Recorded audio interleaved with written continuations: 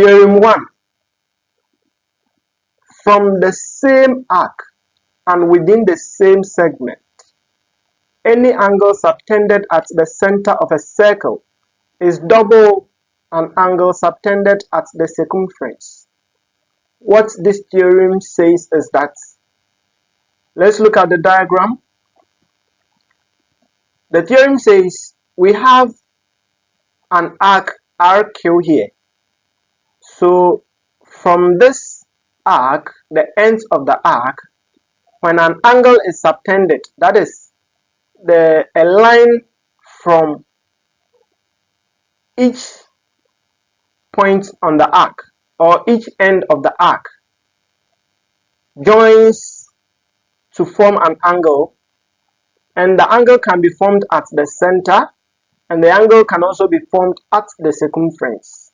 So the theorem says that when an angle that is subtended by the arc is formed at the center, that angle is double an angle formed at the circumference, which is subtended by the same chord.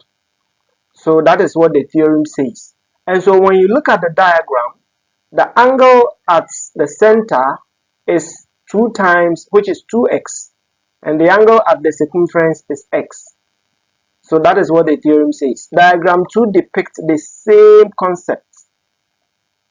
The arc is MP, and the arc is subtending an angle at the center O with the angle size 2a, and the same arc MP is subtending an angle at the circumference point M, and the size of the angle is A. So you see that the angle formed at the circumference A will double to be the angle at the center. That is what the theorem says. We have an arc Q, and then we have arc P, subtending an angle at the center. So if this angle here is 10 degrees, what the theorem says is that the angle here should be 20 degrees. That is 2 times the 10. Theorem 2. Every angle subtended by the ends of a diameter, that is, it can happen in both segments, is a right angle. So if we look at the diagram here, diameter xy, when an angle is subtended from the ends of this diameter at the circumference, that angle is 90 degrees, as we can see at Z. Now, the same thing happens in the other segment. So when you look at the second diagram, we are looking at the segments down the diameter. So you see that it has the same concept. Diagram AC is subtending an angle at B, and that angle is also 90 degrees, and that is what the concept is, or the theorem says. So if I draw a straight line through the center O, and then I subtend an angle there.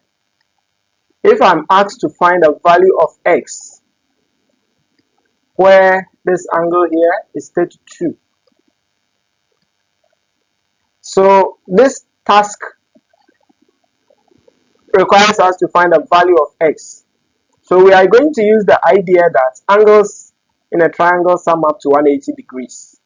That is 32 degrees plus x minus 13 degrees, plus the trick is that we should be able to know the size of the angle subtended by the end of the diameter, and which the theorem tells us that it should be 90 degrees.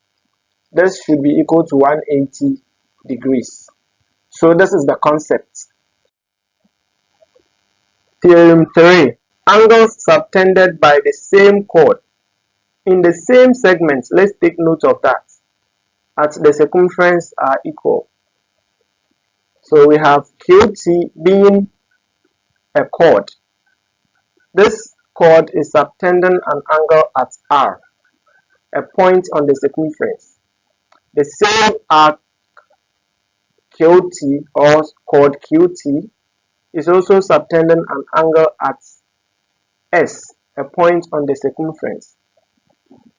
Now the theorem says when the same arc or the same chord subtend angles at the circumference, those angles or these angles will be equal. So we have angle QRT being equal to angle QST. And so if I draw another angle subtended from the same chord at the circumference, the size will also be n. That is what the theorem says. And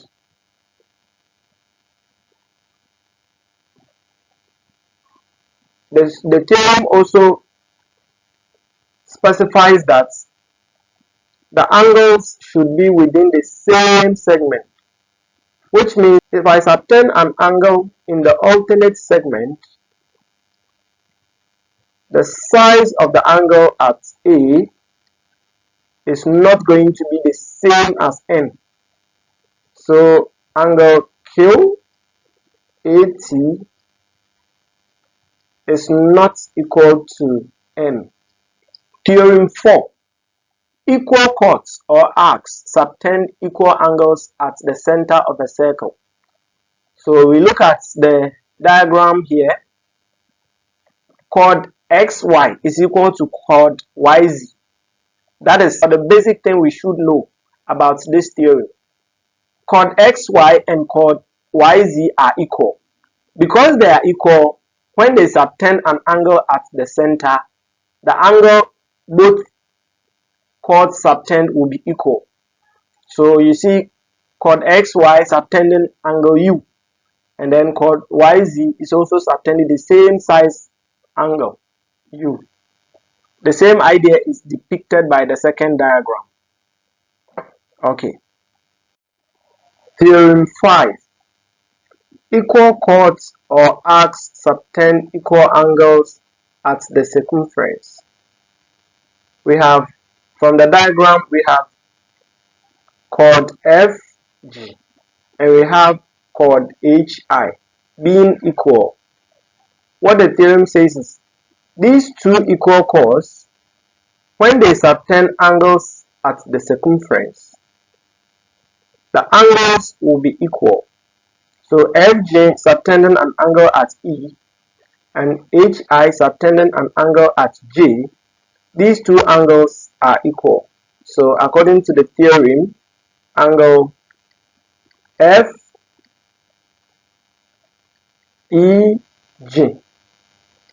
is equal to angle HJI.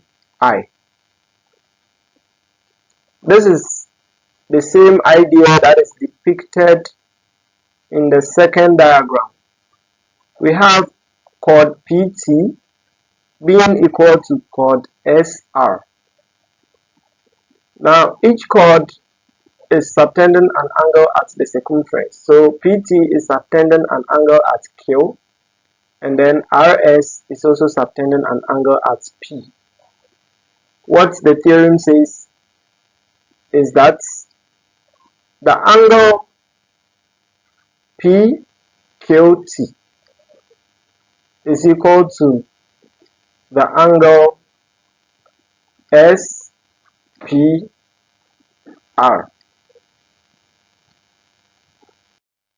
Theorem 6.